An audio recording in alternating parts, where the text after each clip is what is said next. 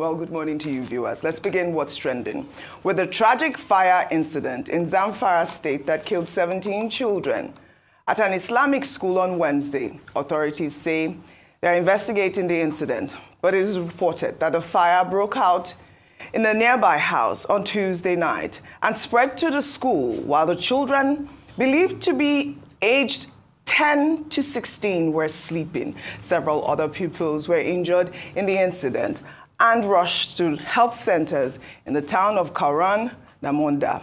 Well, let's take a reaction to this story. This is from Peter Obi, who wrote on X. My thoughts and prayers go to the immediate families, the Zamfara state government, who have lost their loved ones, and those currently receiving treatment.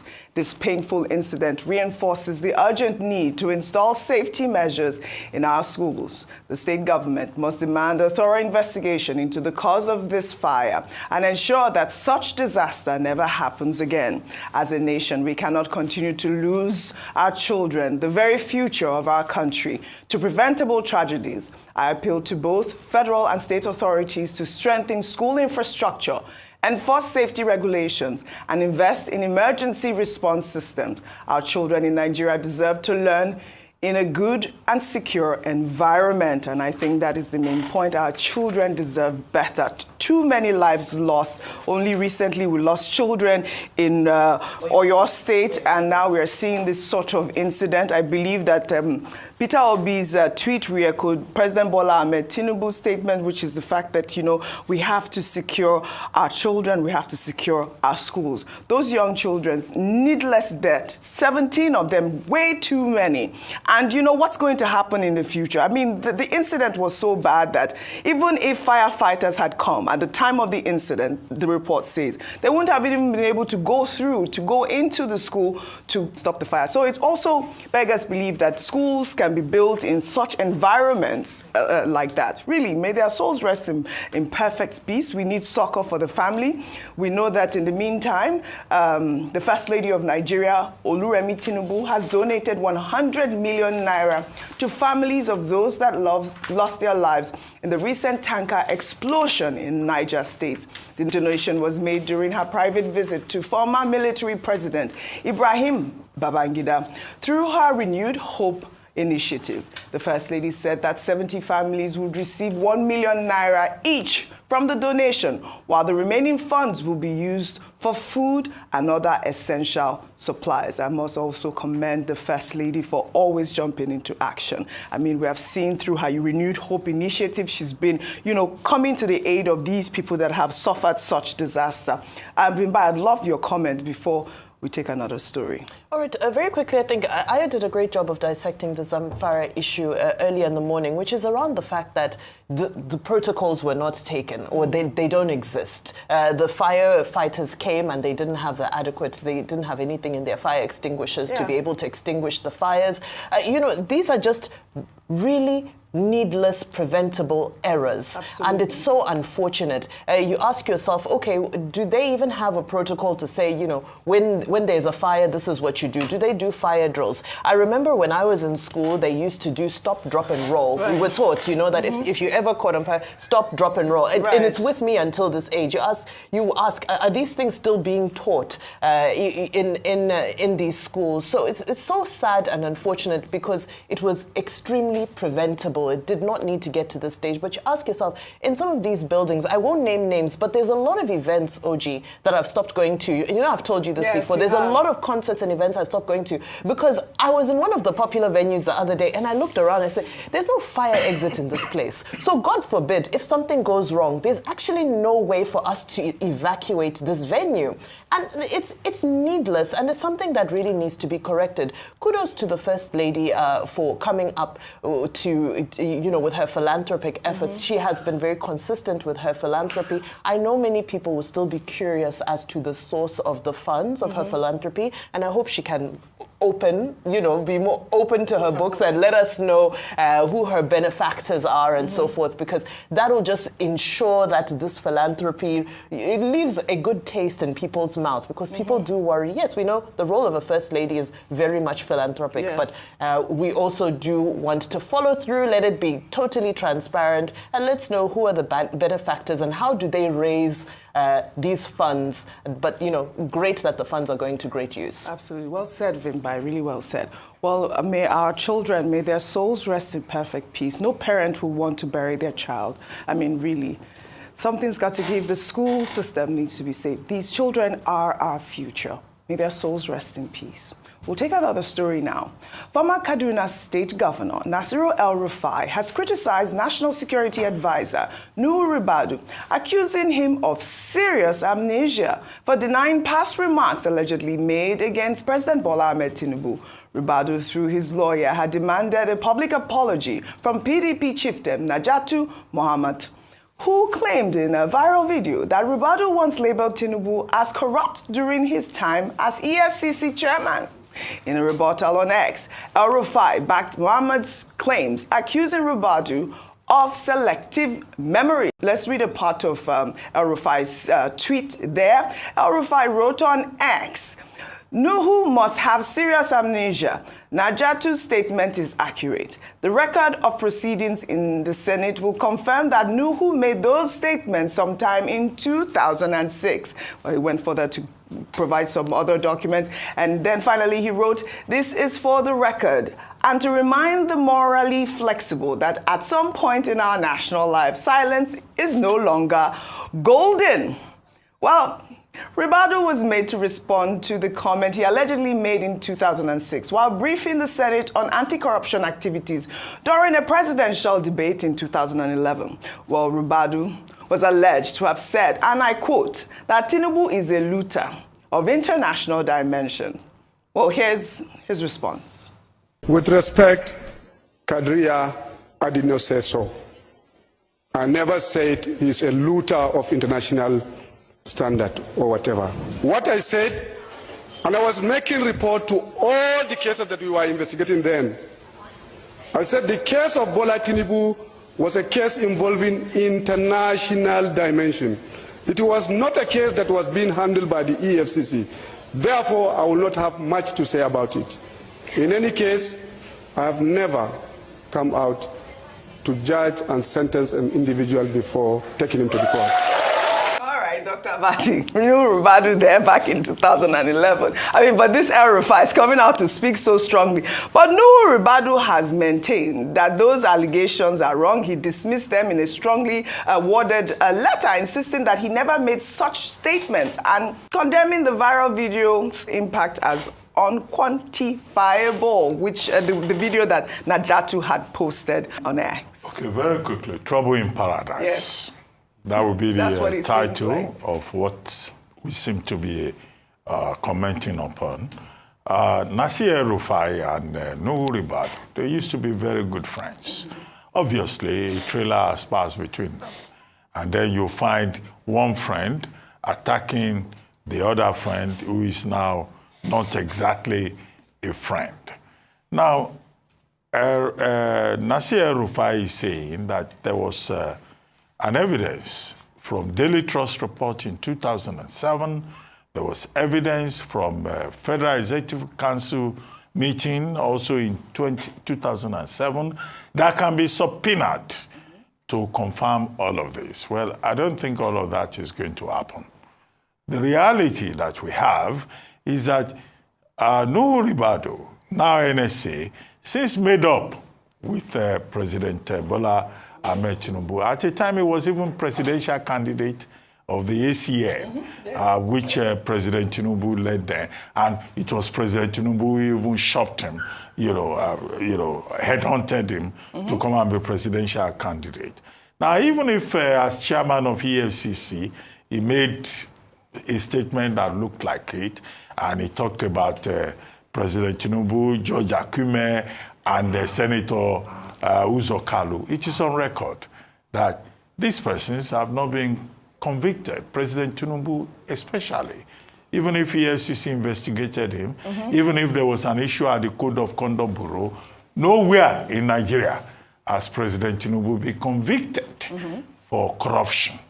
And he's today president of the country. So that's how I say this is trouble in paradise. But Nasir El-Rufai, who seems to have now developed a passion for fighting everybody. He's fighting Ubasani. Yes. That's his name, right? Yes. The guy who is governor in Kaduna State. Yes. Now he's fighting Nuhu Ribadu. He's by extension fighting the president. He has said, look, a time will come when the truth has to be told. So I think he may have assumed the role of a whistleblower. And I think that there may be a lot that we will get from a whistleblower, Nasir El-Rufai. These are persons who have benefited from the Nigerian system.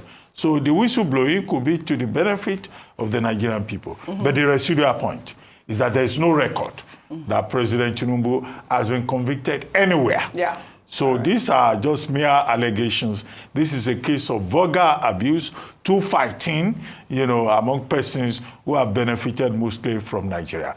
If Nasir El-Rufai has more to say, we would like to hear. However, the two previous topics that you brought very quickly, so that I don't, overstretch the subject. Mrs. Tinubu, yes, we applaud her generosity. But the question to ask is, where is the money coming from?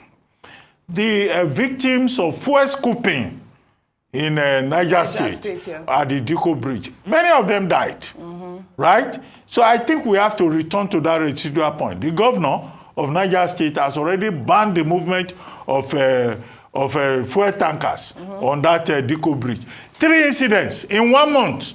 Horrible. What is the guarantee that when the next tanker collapses on that bridge, people will not go and scoop fuel?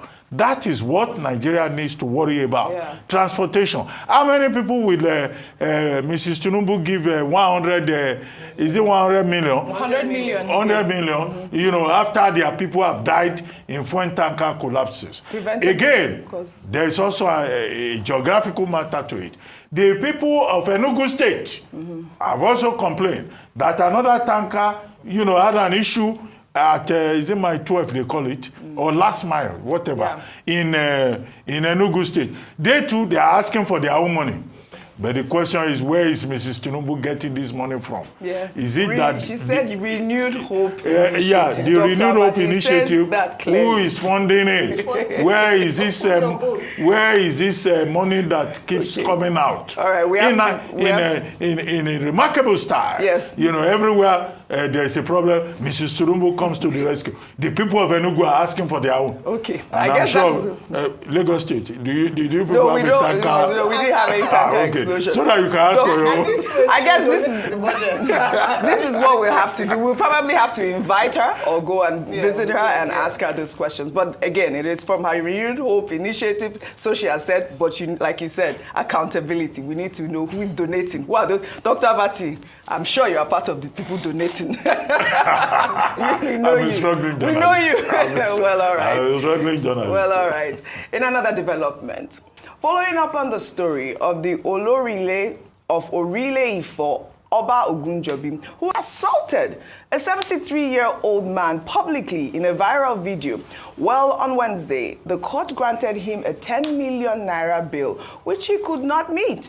And so he was remanded at Ilaro Correctional Center in Ogun State. The case was adjourned to March 6th. I mean, we're seeing here that this man has been remanded. He couldn't meet. Apparently, they asked him for 2 shorties and, people that could come and, vouch for him. And no one could vouch for this man. I mean, how remarkable. A monarch, a king. No one could vouch for, but he's in jail. Yeah. A king in jail, an Ogun king in jail. Well, in the meantime, before I come to you, Ayo, human rights activist Deji Adeyanju has accused the police public relations officer Muyiwa Adejobi of abusing his office by suppressing free speech and unlawfully detaining citizens who criticized the police. The activist made the comment in a video that went viral on Wednesday, adding that Adejobi has turned the role into a tool for intimidation rather than public relations. Let's take a look. The Nigerian people must be mindful of Muyiwa Adejobi, this first PRO at the first headquarters. This guy thinks that police work. He thinks police PRO work is about surfing the internet and arresting people that criticize the police. He thinks first PRO work is about jailing people, especially people that criticize the IG, people that criticize the police institution. Was this how Frank Kumba and other PROs, was this how they were conducting PRO work in the first quarter? Muyiwa Adejobi is guilty of suppressing citizens' rights and freedom of speech in the country. Yes. And we're going to take appropriate legal and constitutional actions against him to serve as deterrence against other people like him in the police force who continue to victimize and witch hunt people. And this is also to sound a serious note of warning to the Cybercrime Center of the Nigerian Police, that the work of the Cybercrime Center is not to be arresting people who are opposing or criticizing government, or who are criticizing the police authority, or who are criticizing and calling for accountability in the police. That the work is to go after internet fraud, cyber criminals in general, cyber terrorism and cyber criminals, not to go and be arresting people that criticize the IG, people that criticize Commissioner of Police, and people that criticize their girlfriend. Yes. People that criticize their girlfriend. I mean, they're making points here. That's what Omerele said, that he remanded somebody in jail for 21 days for criticizing his girlfriend. Remember, I took this story of the Charles, and I did tell you that I got the report saying that, you know, Charles was remanded because he was abusing the former AIG of police. And now we are seeing his lawyer here saying that this man is still in jail. His parents are begging for him to be released. What's really going on here? We are seeing, you know, this monarch could have gotten a bail of 10. He could have gotten a bail if he had it. He would have been out. But why is this boy still there in jail?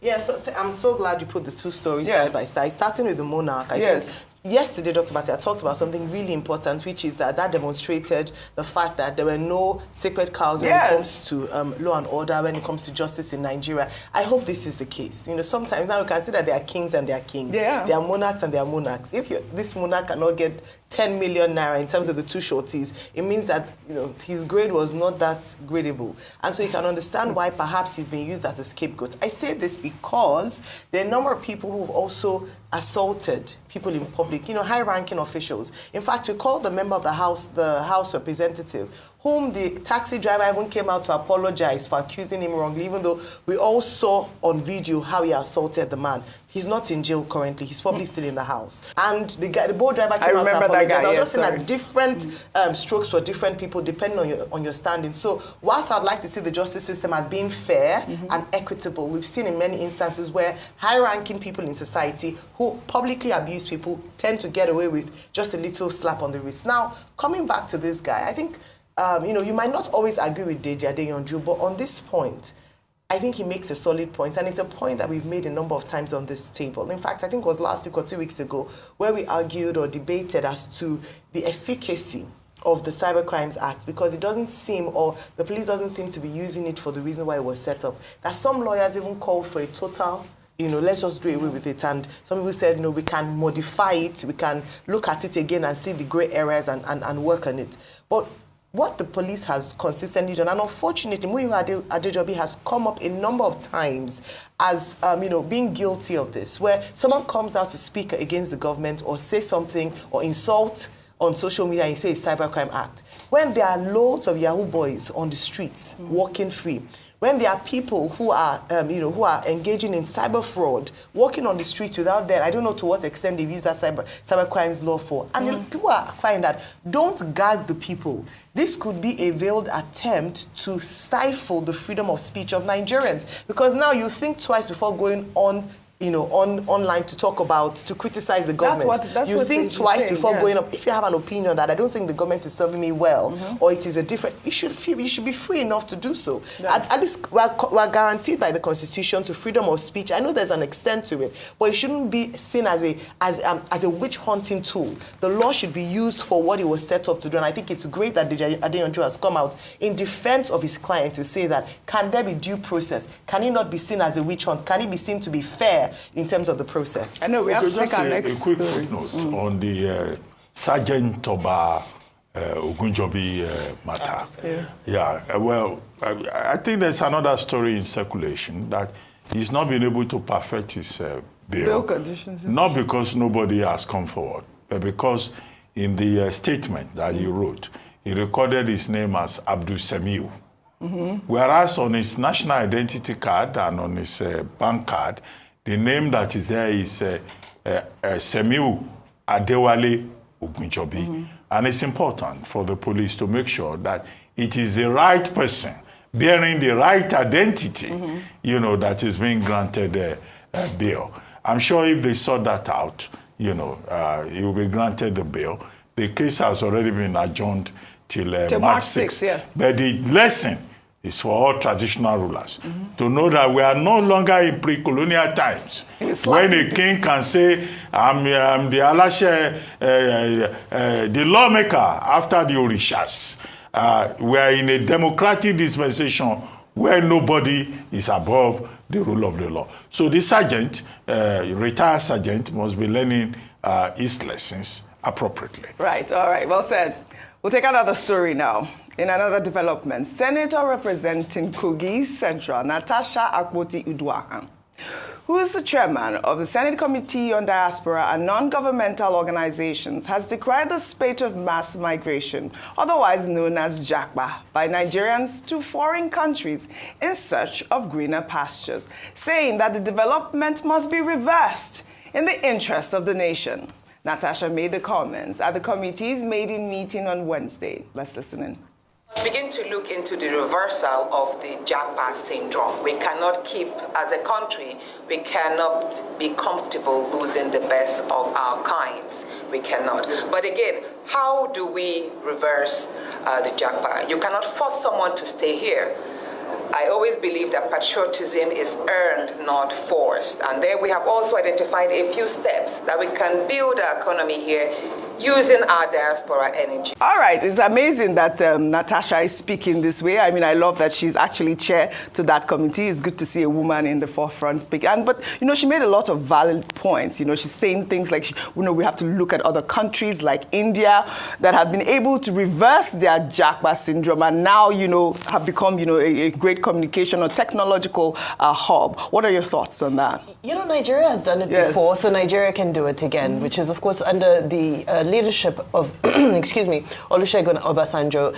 There was a mass appeal. There was an intentional effort to convince people to come back home. But how do you do that? You just do that by creating a conducive environment. You don't have to invite anybody to come back to Nigeria. People want to be in Nigeria. That's the honest truth. People want to. There's no place like home. Yes, people are in the US, the UK, whatever.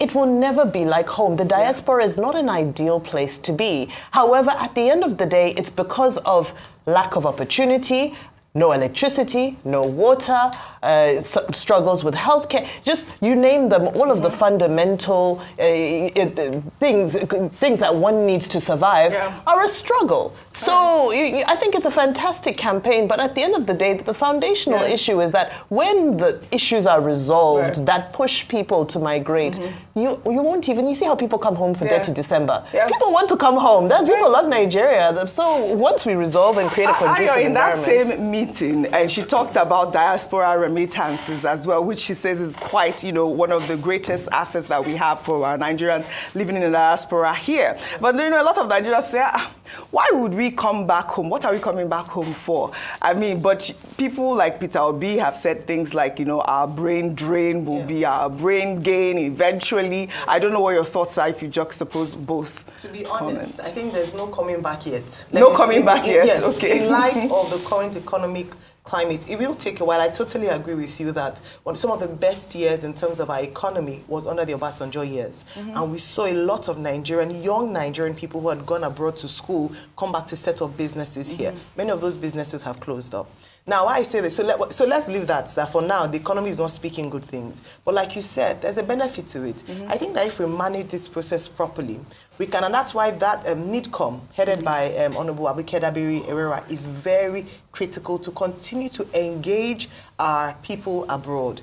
Totally correct. Nigerians sometimes are the ones who know about the news here, even more than the people living here. They are interested in what's happening back home. So we can find a way to harness their experience, what they've gone to gain there, and maybe when the economy settles, we can then attract them back. And then also investment as well. Make it conducive for them to invest the monies they make abroad back home here whilst we sort ourselves out, and then they're able to come back Dr. home. Bati, before I come to you, I'd like you to tie in both stories. We'll head over to the United Kingdom now, where the leader of the Conservative Party, Kemi Badenoch, in one of her first policy announcements since becoming leader, said that immigrants should only be able to apply for British citizenship after being in the country for 15 years, rather than the current 6 years stipulated by law.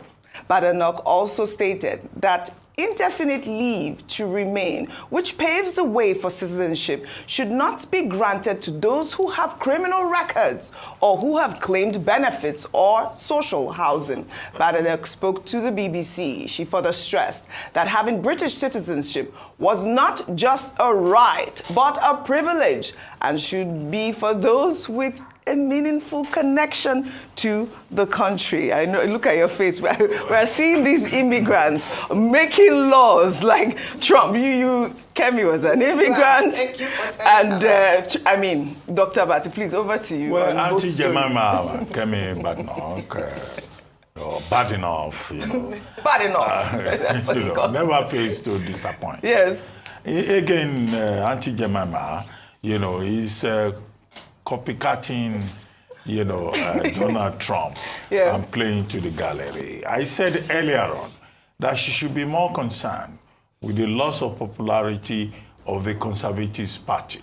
The Conservative Party, which she leads, you know, has gone down in reckoning, and the Reform UK, led by Nigel Farage, you know, has almost more or less overtaken the Conservative Party, pushing them to third place in terms of popularity. But after a fashion, as leader of the opposition, she must criticize everything. Now, this is a lady who herself is somebody who went to England, whose parents went to England as immigrants. And now she say, oh, she will clamp down on immigration. So there's an irony there. Serious irony. The third point is that, well, truly, immigration has been a major problem, but the Conservatives themselves created the problem. The Labour Party, you know, inherited it.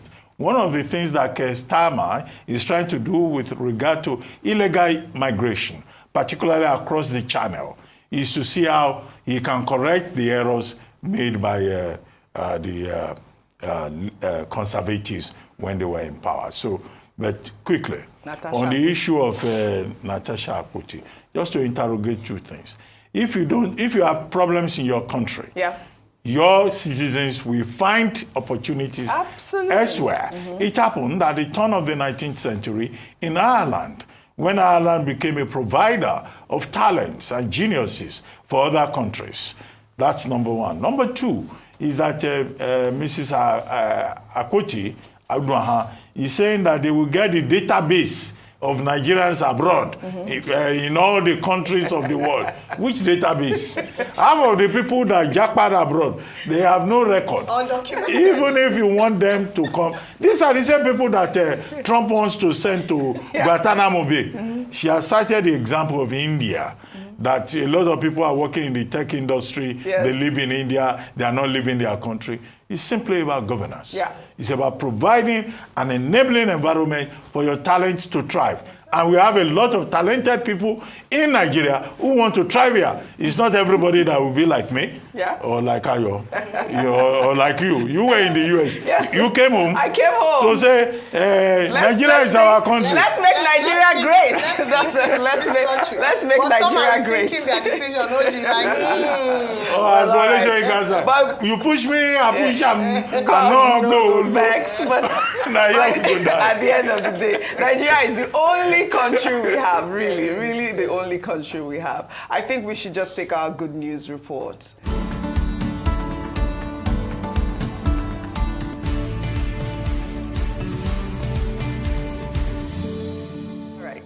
Before we end what's trending today, let us highlight journalist and social media sensation Dan Bello, who took it upon himself to construct a community well in a village near Daura, the hometown of former President Muhammadu Buhari, and just 23 kilometers from Shagali, the hometown of former Aviation Minister Hadi Sirika in Katsina State. Well, according to Bello, the community has faced the issue of water scarcity for years. Let's take a look.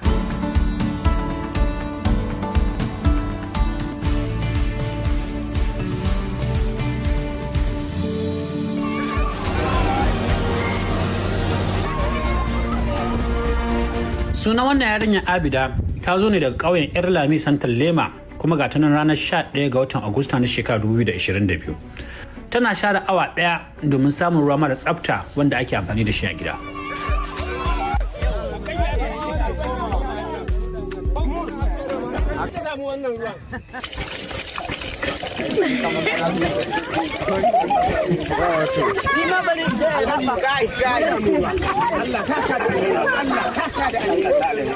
This man is amazing. Dan Bello, this is not the first time we're taking his story. There was one time that he had to reconstruct his school. Now we are seeing that he did this well. I think that it cost him about 4.3 million naira to do that well. And he built it, you know, to provide clean water as part of his efforts to improve living conditions through sustainable community projects.